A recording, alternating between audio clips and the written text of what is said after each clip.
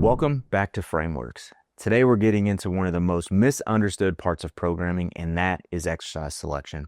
A lot of coaches are still choosing exercises based on trends, novelty, or just what looks hard on paper. But real coaching isn't about being impressive, it's about being effective. In this episode, we're going to break down why your exercise library should reflect principles, not just preferences, the 3-part scoring system we use for every movement, and why the goal is to teach patterns that last, not just create sweat. I'll also talk about how this lens has changed in the way that I program for clients and coaches. If you want to coach with more clarity and select exercises that actually serve your clients long-term, this episode is for you. Now let's get into it. All right, let's talk exercise selection. But before we do that, I just want to point out that great programming doesn't start with reps and sets. It starts with choosing the right exercise selection. And then proper reps and sets are actually downstream of proper exercise selection or specific exercise selection. Being a little bit hyperbolic here, an example of that would be we're not doing a tough double or triple on the calf raise. The reps and the sets in terms of what's proper and appropriate has to be downstream of what we're doing in terms of exercise selection. And that choice of exercise selection should be based on what serves the client best, not what your favorite exercise selection is. Maybe you have a favorite exercise selection for that particular client, but then there's some reasons as to why that's your favorite exercise selection for that client. So what I'm going to attempt to do today, which is a monumental task, is to objectify exercise selection and what is good versus bad, and to build a framework around that. Okay, so the real job of a coach is to teach foundational patterns that people can perform for life. And that's outside of performance, right? I get it. Like, that statement isn't true if you're like, I need to train this client to win X, Y, or Z. But in these shows, we're talking more about how we can perform for life. How can we improve functionality for everyday life? Okay, so when we wrap our heads around that concept, right, cool or nuance doesn't necessarily mean effective. Not that there's, not a place for nuance exercise selection, but it doesn't actually equal effectiveness. Okay, movement selection is a responsibility of yours as a coach, of mine as a coach. So what we prescribe today shapes how our clients are going to move into the future.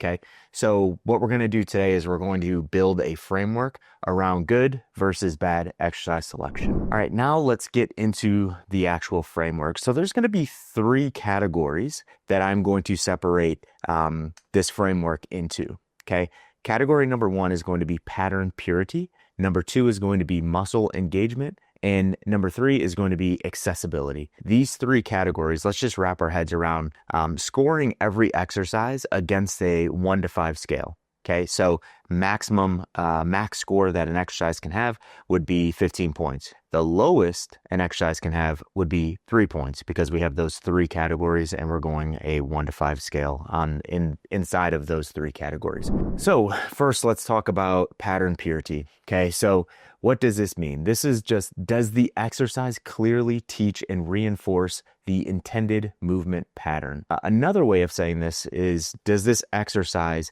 resemble the movement pattern in its purest form? Okay, so pattern purity score. Okay, so movement integrity matters here. Okay, and this matters more than just overall variety. I'll lay out some examples just to clarify this here in a second, but that's really important to understand. Okay, we can have a great amount of variety and still stick really closely to pattern purity, but that should be something that we're really thinking about if we're taking this pattern-based approach in exercise selection and resistance training. Okay, so we're building some neuromuscular understanding that lasts, right? That's the goal. We just want to timestamp in those good movement patterns, and we're just leveraging exercises and exercise selection to do that. So an example would be, okay, so let's take the squat pattern.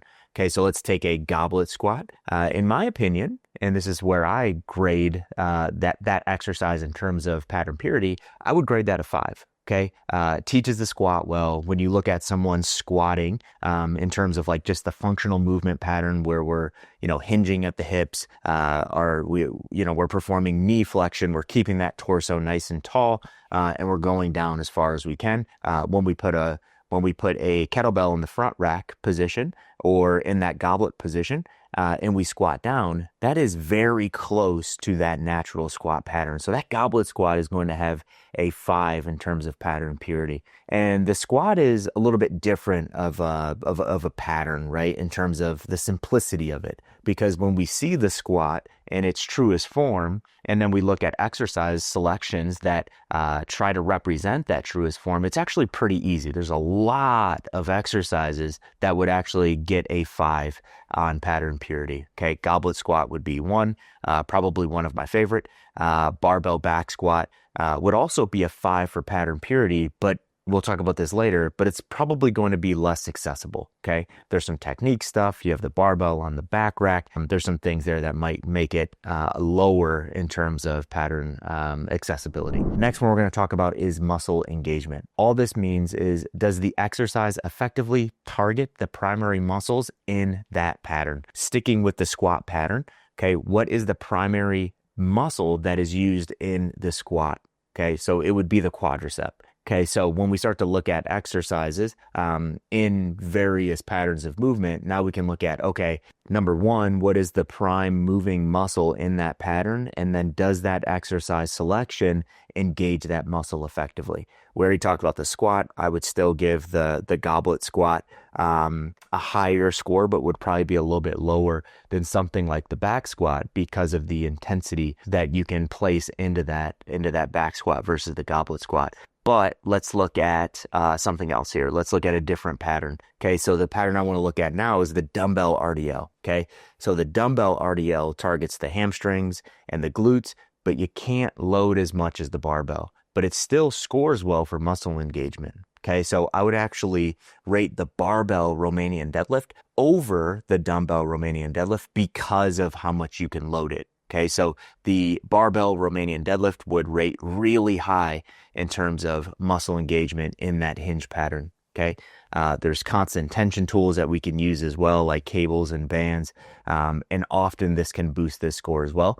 But just think about muscle engagement being, does the exercise effectively target the primary muscles in that pattern? And then the final thing we're going to look at is accessibility. Okay, so this is where a lot of coaches get thrown a little bit of a wrench in terms of, is this exercise good for this client? Okay, we have to look at this accessibility score for that client. So we can give exercises a global accessibility score, just knowing, most people have a tougher time getting into a barbell front rack position than they do a goblet position. So knowing that, we would lower that accessibility score in the front squat relative to the goblet squat. And then on top of that, we can actually build accessibility scores for particular clients. Okay, so gets a little bit nuanced there. So today I just want to talk about like global accessibility scores for most of the population that we might be working with. Okay, so accessibility. Can most people perform it well, safely, and consistently?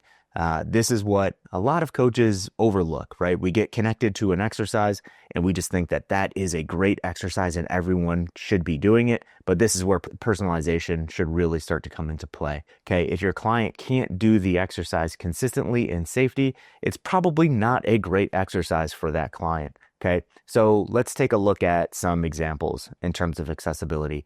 A prone dumbbell row for the pull pattern. I would rate that a 5. So most people can get in that prone position and grab a pair of dumbbells and pull those dumbbells to their torso. But a barbell bent over row might be a 3 or 4 due to low back fatigue and the inability to get in that hinge position, that hinged over position, and keep engagement through that lumbar spine and keep a nice, 45-degree angle with that back, right? Because they just can't get in that position. So that would probably be like a 3 or 4 due to that low back fatigue and technique demand in getting into that exercise. Okay, so if any exercise scores low in any one category, ask, why is it here? Okay, why is it here for this particular client? Is it just your favorite exercise? Is there bias there? Is it maybe ego? Are you just trying to give variety for variety's sake? Or is it actually there to serve the client? So when it comes to actually implementing this system and this framework, just take some time and build this out. Maybe just throw down your top 10 exercises per pattern. So throw down the squat the hinge, the lunge, the push, the pull, and the core patterns, and just list out your top 10. Okay. And then just take a second and actually grade those. What are your best exercises for your client or for your population as a whole? And what might be the worst? Okay. So exercise selection for me has always been an interest. Something about digging deeper to understand what is truly best, right? Like it's always been something that I've been working to create almost like an internal objective scoring system. I didn't have a name to it. Like I didn't walk through this, 10 years ago and start to lay these things out. But I thought about this a lot. Why is this exercise good for this individual versus that individual? And then, coaching hundreds of people, you start to, identify generally what exercises are just good for most people versus not for most people. And those were the three areas that I thought were the most important.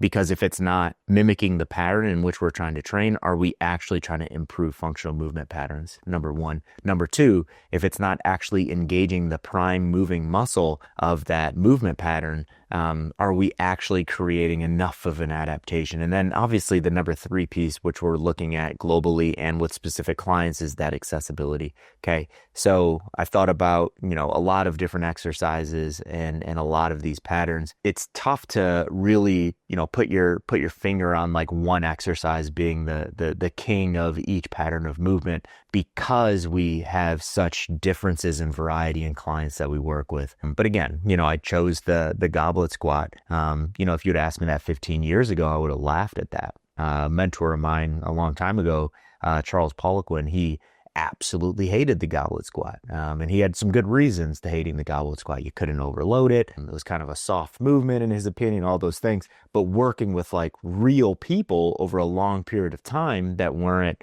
the elite of the elite in terms of athletes and performance specifically, I came to realize that the goblet squat is actually an awesome exercise for the population of people that I enjoyed working with. So that exercise scores really high for me. It might not score really high for you depending on who your population is, right? If you're working with a bunch of individuals that squat pristinely and are squatting over 300, 400 pounds, with ease, then the goblet squat might not drive enough adaptation for them. But for a lot of general population individuals, I absolutely love it. Okay. So really look at, those three areas: purity, engagement, and accessibility, and start to wrap your head around what exercises do I like and where do they fall in terms of those three scoring mechanisms. This helps build consistency across, your system as a coach. And you can start to really identify what are those most effective exercises for you per pattern. All right, now let's pull up the last program that you wrote. So just pull up CoachRx and pull up a client, okay? And look at each exercise and ask, does it teach the pattern? Does it hit and engage the muscle? Can my client actually perform this well every single time? Or when I'm prescribing this exercise, I'm kind of like, I don't know how this is going to go. Record a video, send it over to me. Really look at your program, that last program, and look at those three pieces and identify, are you actually giving your client good programming in terms of exercise selection? And for a lot of us, when we do that, and we ask ourselves those three questions, it's actually going to bring some, calmness to us, because we're like, okay, we're actually giving our clients what they need to progress and to move forward. So I'm going to close it there. I hope that was helpful. I know this was a quick one this week, but I just wanted to lay out this framework and allow us to wrap our heads around it. Please comment if you're watching this on YouTube. I'd love to have some back and forth with you guys in terms of if you're using this in your program design, if you guys have any questions, if we need to clarify anything. But we will wrap it up there. Thanks, everyone. Appreciate your time.